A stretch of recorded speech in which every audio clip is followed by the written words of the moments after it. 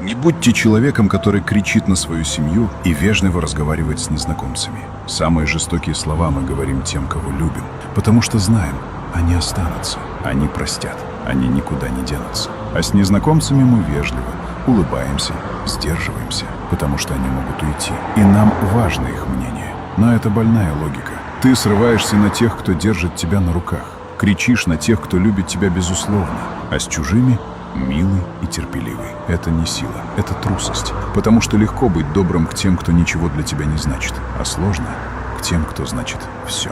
Измени это. Научись быть добрым с теми, кто рядом, кто ждет тебя дома, кто терпит твои срывы. Они заслуживают твоей лучшей версии.